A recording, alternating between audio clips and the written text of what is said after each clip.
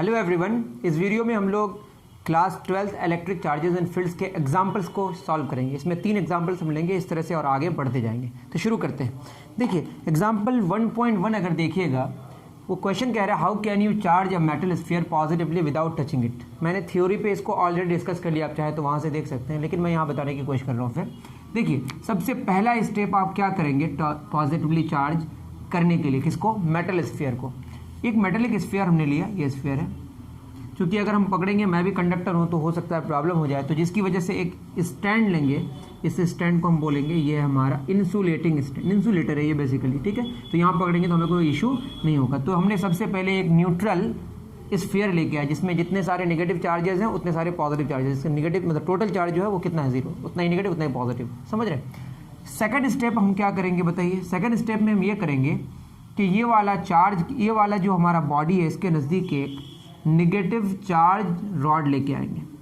मतलब यहाँ पे नेट नेगेटिव चार्ज है, तो क्या होगा, ये वाला स्फीयर यहाँ जो नज़दीक है, ये नेगेटिव चार्ज इस पॉजिटिव को यहाँ पे क्या एक्चुअली क्या होगा कि जो मेटल बॉडी है उसके अंदर इलेक्ट्रॉन्स ही इधर उधर कर सकते हैं। तो ये नेगेटिव चार्ज यहाँ के इलेक्ट्रॉन्स को क्या करेगा, धकेलेगा, मतलब दूर भगाने की कोशिश करेगा। तो दूर मैक्सिमम कहाँ तक आ सकता है, यहाँ तक। तो इधर क्या होगा, इधर से इलेक्ट्रॉन सारे चले गए तो इधर क्या बच जाएंगे, इधर हो जाएगा हमारा पॉजिटिव। बात समझ आ रही है। एक्चुअली इलेक्ट्रॉन्स उधर गया तो ऑटोमेटिकली यहाँ पे इलेक्ट्रॉन्स की डिफिशियंसी हो गया, इलेक्ट्रॉन्स यहाँ कम हो गया तो यहाँ पॉजिटिव ऑटोमेटिकली ज़्यादा हो गया। बेसिकली गया कौन, इलेक्ट्रॉन। और ये वाला आना जाना, मतलब ये जाना तब तक रहते रहेगा, मतलब ये तब तक जाते रहेगा जब तक उस इलेक्ट्रॉन्स पर, मतलब ये इलेक्ट्रॉन्स पर, ये इलेक्ट्रॉन कब सेटल होगा, जब इस पर नेट फोर्स क्या हो जाए, 0 हो जाए। ठीक, अब ये सेटल हो गया, क्या हो गया, ये सेटल हो गया। उसके बाद क्या होगा, उसके बाद हमने क्या किया, थर्ड स्टेप में इस रॉड को अभी यहीं पे रखें, टच नहीं कर रहे हैं, टच किए बिना, इसको बोलते हैं हम लोग चार्जिंग बाय इंडक्शन। क्या बोलते हैं इसको, चार्जिंग बाय इंडक्शन। अब क्या किया हमने, यहाँ पे एक ग्राउंड कर दिया, ये हमारा एक कंडक्टर है और यहाँ ग्राउंडिंग कर दिया। यहाँ पे कौन सा चार्ज है, पॉजिटिव चार्ज। ये पॉजिटिव इस नेगेटिव के द्वारा अट्रैक्टेड है, ऐसा यूँ समझिए आप। और चूंकि ये नेगेटिव इस नेगेटिव को, मतलब इलेक्ट्रॉन्स को रिपेल कर रहा था, और चूंकि हम ग्राउंड कर दिया और ये हमारा क्या है, एक कंडक्टर है, तो ये सारे इलेक्ट्रॉन्स इधर से चले गए। और जो अर्थ है ना वो इन्फिनाइट सिंक है, मतलब जितने सारे इलेक्ट्रॉन्स आ जाए वो सबको ले लेगा और ज़रूरत पड़ने से दे भी सकता है। बात समझ आ रही है। तो ये हमारा नेगेटिव चार्ज पॉजिटिव चार्ज को क्या कर रहा है, अट्रैक्ट कर रहा है, और नेगेटिव को रिपेल कर रहा है, जिसकी वजह से नेगेटिव ये कंडक्टर के थ्रू चला गया। दैट मीन्स ये सारा का सारा ग्राउंड ने इसको ले लिया, और ये पॉजिटिव चार्ज अभी भी अट्रैक्टेड है। बात समझ आ रही है। उसके बाद क्या होगा, उसके बाद हमने क्या किया, फिर ये जो हो गया, सारे नेगेटिव चार्ज ग्राउंड में चले गए, बहुत ही कम समय में ये सब हो जाएगा। ठीक है, अब क्या होगा, हमने इसको ग्राउंडिंग को हटा दिया, ग्राउंड को हटा दिया तो क्या होगा, पॉजिटिव चार्ज अब भी क्या है, अट्रैक्टेड है। बात समझ आ रही है। किसकी वजह से, इस रॉड की वजह से। ये फोर्थ स्टेप हो गया। हमारा फिफ्थ स्टेप क्या होगा कि अब अगर हम रॉड को हटा भी दें तो यहाँ का जो पॉजिटिव चार्ज है गायब नहीं हो सकता था। अगर हम यहाँ पे नेगेटिव को हटाए बिना, नेगेटिव को हटा देते और इसको रख देते तो प्रॉब्लम क्या होता है, ये पॉजिटिव चार्ज भी उस पर चला जाता। तो हमने क्या किया, ये जो नेगेटिव चार्ज है पॉजिटिव को अट्रैक्ट करके रखा है, ये ग्राउंडिंग करने की वजह से पॉजिटिव चला जाता। कब, जब इसको हटा देते। इसको क्यों नहीं हटाए, आप समझ पा रहे हैं। अब इस नेगेटिव को हम क्या कर देंगे, इस नेगेटिव को भी हटा देंगे, इस मतलब ये रॉड को, तो बस क्या बचेगा हमारा, ये वाला एक स्फीयर बचेगा। स्फीयर में सारा चार्ज बाहर में आ जाएगा। क्यों आएगा, क्योंकि पॉजिटिव को रिपेल करेगा, तो रिपल्शन की वजह से सब दूर भागने की कोशिश करेगा और ये फ्री हो जाएगा। तो ये वाला जो हमारा स्फीयर है ये न्यूट्रल था, अब ये पॉजिटिवली चार्ज हो गया बगैर टच करके। बात समझ आ रही है। तो ये पहला वाला क्वेश्चन आपको शायद समझ आए। यहीं पे अगर बोलता है कि बताइए कैसे पॉजिटिव चार्ज हम नेगेटिव चार्ज कैसे इस स्फीयर पे लेके आएंगे, तो यहाँ आपको पॉजिटिव रॉड लाना पड़ेगा, नेगेटिव अट्रैक्ट होगा और पॉजिटिव दूर होगा। अब ये पॉजिटिव चूंकि अब रॉड से इससे कंडक्टर से होकर नहीं जा सकता है, तो यहाँ से इलेक्ट्रॉन्स उठेगा, किससे, ग्राउंड से इलेक्ट्रॉन आके यहाँ पे इसको न्यूट्रल कर देगा। वो आप बनाने की कोशिश करें, मैं वैसे थ्योरी में डिस्कस कर दिया हूँ। ठीक है, चलिए बात समझ आ गई आपको। एग्जाम्पल 1.1 हमने कर दिया। अगर आपको नहीं समझ आया तो मुझे कमेंट करके बता सकते हैं। तो एग्जाम्पल 1.1 हमने बता दिया। अब क्वेश्चन क्या है एग्जाम्पल 1.2 में, 3 क्वेश्चन मैं करा दूंगा एक साथ इसमें। क्यों, क्योंकि ईजी क्वेश्चन है। एग्जाम्पल 1.2 ये क्या कह रहा है, ये कह रहा है if 10 raised to the power of 9 electrons move out of a body to another body every second. Question लिख दे रहा हूँ, if 10 raised to the power of 9 electrons move out of a body, move out of a body to another body, to another body every second. How much time is required to get, how much time is required to get a total charge of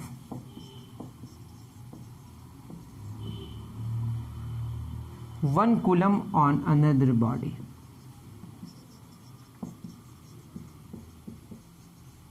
ठीक, तो question में क्या कह रहा है कि एक 10 पे पावर 9 इलेक्ट्रॉन्स एक सेकंड में एक बॉडी से दूसरे बॉडी में जा रहा है।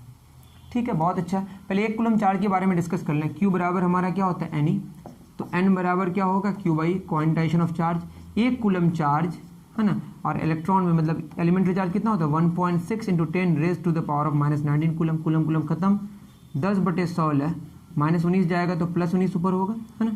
अब यहाँ से एक घटा दिए, यहाँ पे एक 0 ले लिए, तो ये जाएगा 6.25 10 टू द पावर 18। मतलब 1 कूलम चार्ज में, किसमें, 1 कूलम चार्ज में हमारे पास कितना, 6.25 into 10 raise to the power of 18 electrons transfer हो जाएंगे। ये बात आपको समझ आ गई, बहुत अच्छी बात है।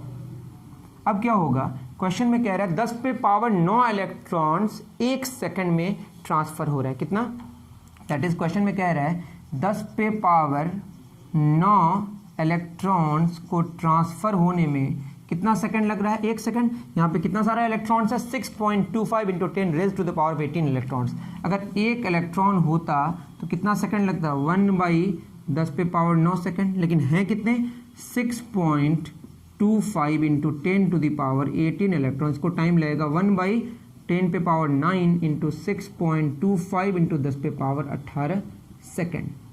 ठीक है, इतनी बात समझ आ रही है। मैं यहाँ कैलकुलेशन कर लेता हूँ। ये हो जाएगा हमारा 6.25 इंटू 10 पे पावर 18, ऊपर जाएगा 9, 18 में 9 के 9, दैट इज 6.25 इंटू 10 पे पावर 9 सेकेंड।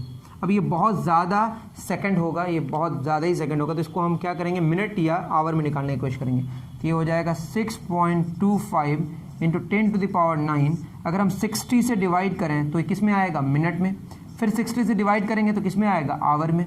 फिर 24 से मल्टीप्लाई, मतलब डिवाइड कर रहे हैं एक्चुअली, तो किस में आएगा, डेज में। फिर 365 से अगर डिवाइड करें तो ये आएगा ईयर में। तो आंसर हमारा ईयर में आएगा, जो कि बहुत बड़ा वैल्यू होगा। 60 से डिवाइड करने के बाद भी बड़ा आएगा। 60 से फिर डिवाइड किया तो ये किस में, आवर में। फिर 24 से डिवाइड किया तो क्या मिला, डे में। फिर 365 से डिवाइड किया तो क्या मिला, ईयर में। तो ये हो जाएगा हमारा कितना, 6.25। तो यहाँ पे हम 2 0 अगर यहाँ हटा 625 है ना, डिवाइडेड बाई, इसका अगर वैल्यू को देखें तो ये पॉइंट हटा ही देते हैं। ये पॉइंट हटाने से यहाँ क्या हो जाएगा, 100, 625 है ना, 10 पे पावर 2, 10 पे पावर 2, 10 पे पावर 4 ऊपर चला जाएगा। और ये 6 इंटू 6 इंटू 24 इंटू 365, ये आएगा हमारा 315,360। एक्चुअली इसको अगर हम सॉल्व करें, 625 इंटू 10 पे पावर 9 ऊपर है, ये 2 0 2 0 4, 9 में 4 गया, 5 हो जाएगा, नीचे आ जाएगा। इसको जब मल्टीप्लाई करेंगे ये आएगा 315,360, 315,360। तो ये हो जाएगा 625, 10 पे पावर 5, 5 0 3 4 5 डिवाइडेड बाई 315,360, 1 0 और कैंसिल हो जाएगा। ये लगभग आ जाएगा 625,0000,315,360। ठीक है, ये आएगा हमारा 198.19, ये होगा हमारा ईयर्स। अप्रॉक्सीमेटली ये हो जाएगा हमारा 200 साल। तो कितने साल लग गए, 200 साल। तो बात क्या है, क्वेश्चन में बोला 10 पे पावर 9 इलेक्ट्रॉन्स ट्रांसफर हो रहा है एक सेकंड में। तो 10 पे पावर 9 इलेक्ट्रॉन्स 1 सेकंड में, 1 कूलम चार्ज में कितने इलेक्ट्रॉन्स ट्रांसफर हो रहे हैं, 6.25 10 टू द पावर 18 इलेक्ट्रॉन्स। तो 6.25 into 10 to 18 electron, unitary method लगाया, उसके बाद इसको सॉल्व किए तो जो आया वो आया 6.25 into 10 to the power 9 second. इसको 60 से डिवाइड किया तो मिनट से आया, में आया, 60 से डिवाइड किया तो आवर में, फिर 24 से डिवाइड किया तो क्या आया, ये आया डेज में। फिर 365 से डिवाइड किया तो केस में आया ईयर्स में। मैं पॉइंट हटाया, 100 दिए, उसके बाद कैलकुलेशन किए तो लगभग 200 साल आए। मतलब कि अगर 1 कूलम चार्ज को से जो नंबर ऑफ इलेक्ट्रॉन्स जो ट्रांसफ़र होना है वो पूरा का पूरा इलेक्ट्रॉन्स को ट्रांसफ़र होने में इस रेट में अगर ट्रांसफ़र होगा, मतलब एक एक सेकंड में अगर 1 बिलियन इलेक्ट्रॉन ट्रांसफ़र होगा तो भी 200 साल लगेगा, 200 ईयर्स। ठीक है, उतार लिए। चलिए, उसके बाद क्या क्वेश्चन पूछा है, आपके पास बुक हो तो ज़्यादा अच्छा होगा, क्योंकि मैं क्वेश्चन बार बार अगर लिखूंगा तो टाइम हमारा जाएगा। ठीक है, एग्जाम्पल 1.3 क्या कह रहा है, ये कह रहा है how much positive and negative charge, how much positive and negative charge, किसी भी न्यूट्रल बॉडी में जितना पॉजिटिव होता है तो नेगेटिव होता है, वही पूछा है। Charge is there in a cup of water, is there in a cup of water. अब कप ऑफ वाटर में कितना मतलब ठीक है, how much positive negative cup of water, water तो ठीक है H2O है, लेकिन एक कप ऑफ वाटर में मतलब एक कप कितना है इन ए कप ऑफ वाटर, एक कप पानी में कितना, एक कप पानी कितना होगा, ये तो एक रिलेटिव बात होगी, आपका कप कितना बड़ा है। लेकिन मान लेते हैं बुक के हिसाब से कि 250 ग्राम, एक कप जो पानी है वो कितना है 250 ग्राम है। बहुत अच्छी बात है, अगर 250 ग्राम है तो इससे अच्छी बात क्या होगी। ठीक है, देखिए अगर हम H2O की बात करें तो H2O में आपको पता है ऑक्सीजन का जो एटॉमिक नंबर होता है वो कितना होता है 8 to the 16, इसका क्या होगा मास नंबर जो जानते हैं आप। हाइड्रोजन का 1 होता है तो 1 into 2, तो 1 into 2 2 + 16 कितना हो जाएगा 18, इसका जो भी है जानते हैं आप, इसका हमारा क्या बोलते हैं इसका मॉलिक्यूलर मास कितना हो गया 18 ग्राम, कितना हो गया मॉलिक्यूलर मास H2O का कितना होता है 18 ग्राम, जो आप केमिस्ट्री में अच्छे से जानते हैं। और आप अगर जानते हैं तो 18 ग्राम की अगर बात करें, 18 ग्राम में हमको मिलेगा 6.02 × 10⁻23 क्या मिलेंगे मॉलिक्यूल्स। और एक मॉलिक्यूल की अगर बात करें H2O, ये तो 18 ग्राम आया क्या मॉलिक्यूलर मास।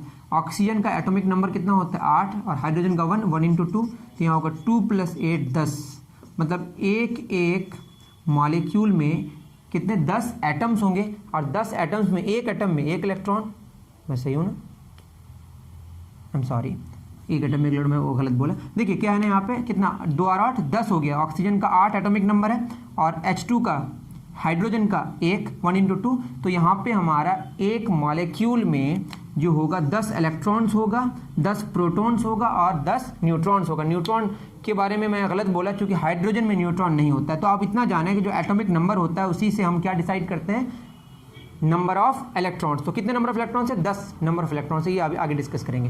तो हम 18 ग्राम में कितना 6.02 10⁻23, तो 1 ग्राम में कितना हो जाएगा वही यूनिटरी मेथड 6.02 10⁻23 डिवाइडेड बाई 18, तो 250 ग्राम का अगर निकालें तो ये होगा 6.02 10⁻23 डिवाइडेड बाई 18 × 250। तो इसको अगर हम सॉल्व करें तो कितना हो जाएगा, अब इसमें इलेक्ट्रॉन्स में बदल लेते हैं, कर ही लेते हैं एक साथ। 6 यहाँ पॉइंट हटा देते हैं, यहाँ पे 100 कर देते हैं, 1 0 यहाँ पे कैंसिल हो गया।